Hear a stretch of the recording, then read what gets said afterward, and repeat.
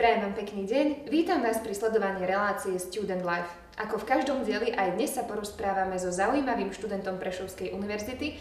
No a ja už v dnešnom štúdiu vítam doktoranta Matúša Žolnu. Matúš, pozdravujem všetkých. Matúš, ja ťa na našej univerzite stretávam už nejaký ten 5. rok. Viem o tebe, že si našim študentom, že si doktorantom. Skús nám prezradiť, ako si sa dostal na Prešovskú univerzitu. Pôvodne som študoval v Bratislave, kde som vlastne ukončil magisterské štúdia v odbore geografia. Potom som aj uvažoval, že zostanem v Bratislave, ale svojím spôsobom mi tá Bratislava neoslovila ma, čo sa týka potom ďalšieho fungovania, takého súkromného aj pracovného. Veľmi ponáhľané tempo, tak som sa rozhodol ísť niekam na východ. Moje korene sú z východu, takže to bolo logické rozhodnutie, aj keď niektorí by povedali, že všetci východňari idú do Bratislavy a idú úplne opačne, ale to na tom nezáleží. Proste človek si má nájsť miesto tam, kde sa príjemne cíti. Mňa to ťahalo stále na východ. Viacerí študenti uvažujú, že budú vo svojom štúdiu pokračovať, takzvanom aj tom doktorandskom štúdiu. Ak by si mal zo svojho pohľadu ho nejako zhodnotiť, aký to malo pre teba prínos? V prvom rade je to veľký zlom pre toho študenta, ktorý sa rozhodne na doktorantské štúdium, lebo doktorantské štúdium má už nejaké iné charakteristiky. Medzi ne patrí také rozdelenie toho, čo bude robiť na 3 časti.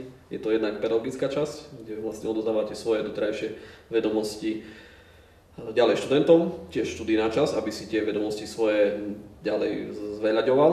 A potom je tak tiež dôležitá veľmi časť je vedecká časť, výskumná, čiže tvorí nejaké nové poznatky a tak ďalej. O tebe tiež viem, že nielen píšeš tej práce, ale rád si aj chodil počas svojho pobytu na rôzne zahraničné cesty. Kde všade si bol? Zahraničné cesty sú veľmi potrebné, lebo otvárajú taký obzor tým študentom. A hlavne neostáva človek len v tej literatúre, ktorá je momentálne dostupná. Rozširujú sa mu obzory a získava tzv. Aj nové kontakty, najmä keď v zahraničí je. Ja som mal možnosť byť v Poľsku, čo ma asi tak najviac posunulo ďalej. Som bol vo Vroclave a tiež v Krakove. A podarilo sa mi tiež byť v Maribore dvakrát, to je v Slovinsku.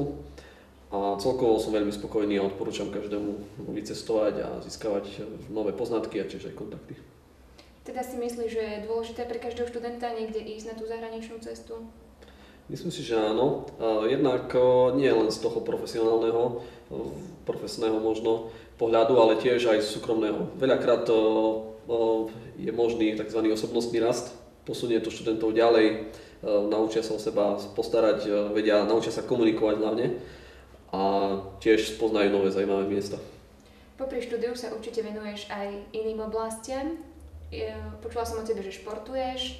Môžeš nám to nejako priblížiť?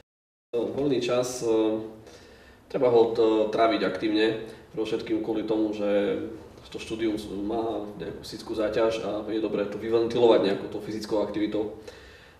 Ja uprednostňujem tak aj skoro každý deň nejaké športovanie, mám to tak rôzne rozdelené. Florbal ma asi najviac tak zaujal, tam je to aj kolektívny šport, čiže človek hneď aj sa naučí v tom tíme pracovať a jednak je to dosť aj niekedy človek sa aj spotí pri tom, čiže je to také zaujímavé. Dosť často chodím aj plávať, využívam možnosti univerzity, ktorá poskytuje plaváreň a tiež chodím ešte do posilovne. Je to tiež taká dôležitá vycvičiť všetky partie. Plávanie veľmi odporúčam pre študentov a posilka je už taký akýby doplnok k tomu, takže to je tak fajn. Viem o tebe, že sa venuješ aj iným aktivitám, môžeš nám o nich niečo viac povedať? Čo sa takých iných aktivít týka, tak pôsobím v pastoračnom centre. Nehanbím sa za to, že som veriaci, takže snažím sa žiť v tej nejakom spoločenstve a ďalej vlastne čerpať takého možno aj duchovného rastu, ktoré mi nakoniec pomáha neskôr pri štúdiu a iných takých záťažových testoch, ktoré sa vyskytujú v štúdiu študenta. Cítim sa tam príjemne a našiel som tam veľmi dobré spoločenstvo ľudí. Aká je tvoja úloha v pastoračnom centre?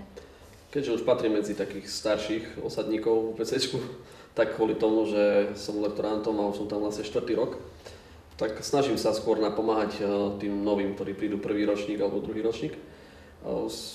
Dá sa to skôr nazvať taká tutorská funkcia nejaká a tiež už niektoré veci tak jemne koordinujem, tak som v úzkej spolupráci s našimi kaplanmi, takže v všetko, čo treba riešiť pri organizáciách, niekedy malých činnostiach a momentálne sa pripravuje nový web, takže trošku pomáham aj pri tvorbe webu. Keďže si spomínal cestovanie, v zahraničí je určite iná kultúra ako u nás na Slovensku. Stal sa ti nejaký taký kultúrny trapas, že si urobil niečo, čo sa nemalo? Mne osobne ani veľmi nie, ale mal som na návštevu mamu, prišla do Krakova a bývali sme v jednom takej vlastne ubytovaní a z okolností tam boli Poliaci vedľa. A mama prišla a chcela urobiť, ako dať kompliment. Bol tam jeden taký začínajúci párik, dievčina a chlap. A mama prišla za tou dievčinou a hovorí, že ako, to je váš frajer. Tak potom som to musel vysvetľovať, lebo v poľštine frajer značí taký ubožiak a tak ďalej, takže to asi nie, ale sa to potom urovnalo, som sa s nimi porozprával, máme som tiež vysvetlil, že frajer značí niečo iné, že je to vlastne opozitum vo význame slovenskom, tiež v preklade, takže také asi niečo. Takisto som si všimla na Facebooku, že tvoja cesta do Poľska bola úspešná aj v súťažiach. Môžeš nám približiť tvoj zážitok? Áno, no to je veľmi zaujímavý zážitok, najmä kvôli tomu, že mali sme také voľnejší nejaký rozchod, že pôjdeme večer sa oddychnúť, prejsť si mesto centrálne a sestra mi navrhla inú trasu, ako som pôvodne chcela ísť pozrieť ten hlavné námestie Rýne Kľúhny. Ako sme išli, tak prebiehala nejaká súťaž v Európskej únii, bolo tam nejaké pódium a sestra hovorí, však choď súťažiť, že tu vlastne ty by si tak celkom, že sa na to hodí, že tak.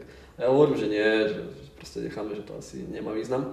Ale tak sme sa postávali tam a pozerali na to a on sa pýtal, že či sa nájdu nejakí záujemcovia. Len tak náhodne som dvihol ruku tak jemne, že a ten moderátor hovoril, že poproše pána Červoným, tak som išiel nakoniec. Také bolo zaujímavé. A dávali otázky Európskej únie, tak ako cítim, že mal som trošku výhodu, čo sa týka toho, lebo som aj učil predmet geografia Európy. Tak nakoniec dávali rôzne otázky a podarilo sa mi vyhrať prvú cenu, bicykel. Jedna z ale otázok ma zaskočila, lebo dávali väčšinou otázky, že ktorá krajina nie je v Európskej únii, ktorá je, takže tie sú to také pre mňa skôr základné otázky, ale bolo skôr, koľko majú programov nejakých rozvojových v krakovskom vojvodstve. Samozrejme, keďže nie som domáci, som nevedel, ale boli tam nejakí ľudia, ktorí tak trošku našepkali, tak som reagoval tak spontánne, promptne, tak nejak sa podarilo to nakoniec. Je o tebe známe, že máš taký blízky vzťah k Poľsku. Ako si sa vlastne k nemu dostal? Celkovo k poľštine a do tej krajiny? Poľsko som si vybral kvôli tomu, že odtiaľ pochádza veľmi taká známa osobnosť, Jan Pavel II, Karol Wojtyła. Tak to ma tak už trošku zvyšovalo ten imidž Poľska. Sú to naši susedia, sú blízko, reč ich je podobná. A druhý taký kritérium, prečo som sa to rozhodol vybrať, bola moja profesorka, ktorá ma učila poľský jazyk. Pôvodne poľština bola ako doplnkový jazyk, že si dám, že proste tak. Ale by to relatívne sadlo, tak som sa rozhodol v tom pokračovať a učiť sa tak aj na vlastnú pesť.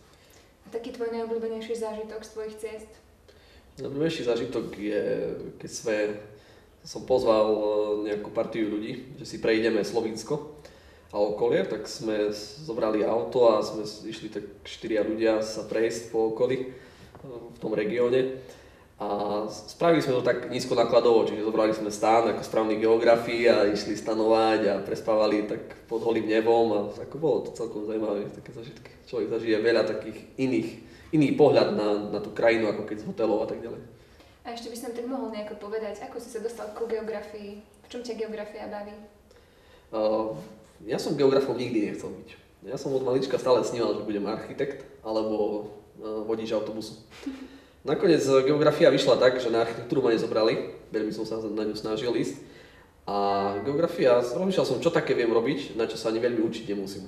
Vyšla mi z toho logicky geografia. Asi je to aj v génoch, rodičia mali tiež tú oblasť pôsobenia. A prišlo mi to také, že je to jednak zaujímavé a plnohodnotné štúdium. Keďže si spomínal, že študuješ už 4. rok, znamená to, že zrejme aj končíš štúdium na Prešovskej univerzite. Aké sú tvoje plány do budúcnosti? Na univerzite som si mal možnosť vyskúšať, aké je to učiť. Mám pocit, že ma to tak zaujalo a chcel by som s tým pokračovať. Uvidíme, či sa to podarí skôr alebo neskôr, ale cítim vnútri v sebe, že mám takú chuť s tým pracovať, takže asi skôr na tú pedagogickú nejakú činnosť.